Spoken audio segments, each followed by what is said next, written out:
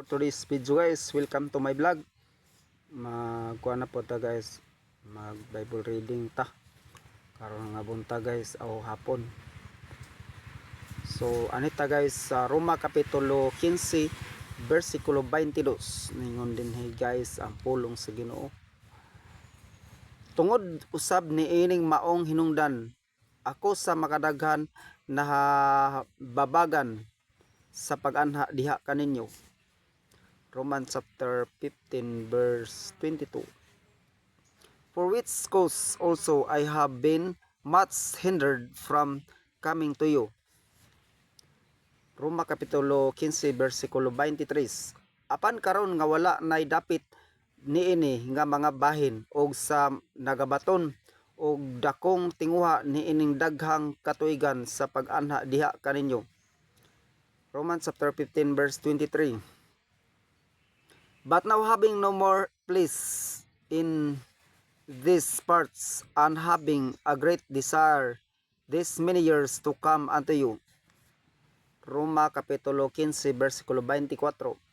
Sabisan kanusa ako muhimos sa akong panaw ngadto sa Espanya, ako muanha kaninyo kay ako nagsalig nga makakita kaninyo diha sa akong panaw ug mapagikan ngadto sa akong padulngan paingon didto pinaagi kaninyo kung una ako daw nabuhong sa pagkig-uban kaninyo. Romans chapter 15 verse 24.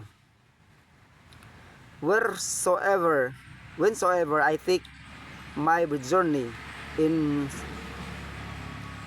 into Spain, I will come to you, but for I trust to see you in my journey, and to be brought on my way thitherward by you, if first I be somewhat filled with your company.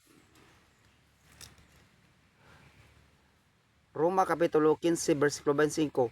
Apan karon ako moadto ngadto sa Jerusalem aron sa pag-alagad ngadto sa mga balaan. Romans 15:25. But now I go unto Jerusalem to minister unto the saints.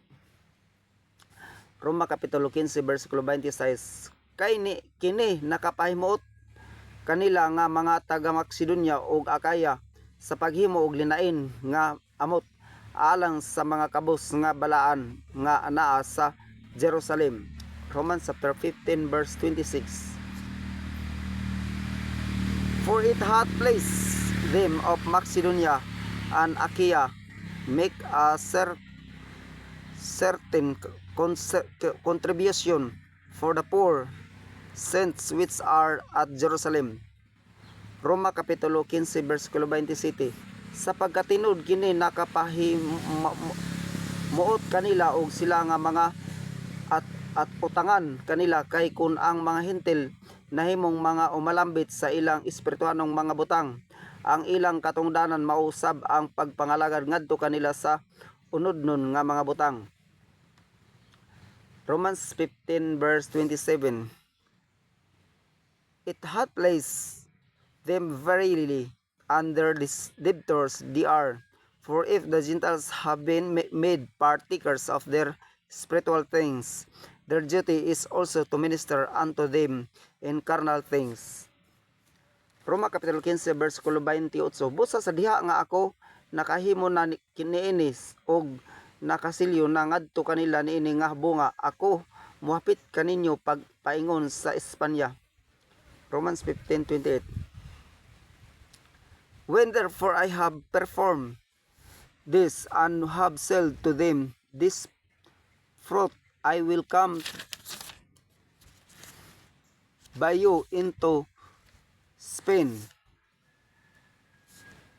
Roma kapitulo 15 versikulo 28. Busa sa diha nga ako makahimo nini og 29 amen. Ug ako siguro nga sa diha nga ako muanha kaninyo, ako muanha diha sa pagkaapuno sa panalangin sa maayong balita ni Kristo. Romans 15:29. And I am sure that when I come unto you, I shall come in the fullness of the blessing of the gospel of Christ. Romans 15:30. Roma Kapitulo 15 bersikulo 30. Karon ako nakahangyo kaninyo mga igsoon tungod og alang ni Ginoong Hesus Kristo og tungod sa gugma sa Espiritu, mga kamo maghiusa sa pagpakigbisog uban kanako diha sa inyong mga pag-ampo ngadto sa Dios alang kanako. Romans chapter 15 verse 30. Now I beseech you, brethren, for the Lord Jesus Christ's sake and for the love of Christ, the Spirit, that ye strive together with me in your prayers to God for me. Roma Kapitulo 15 bersikulo 31. Aron ako ipalingkawas gikan kanila nga wala nagtuo didto sa Judea, ug aron ang akong pagpangalagad nga akong gihimo alang sa Jerusalem mahimong madawat sa mga balaan. Romans 15:31.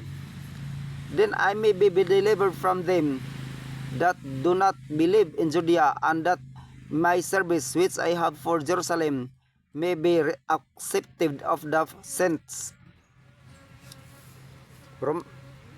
Okay.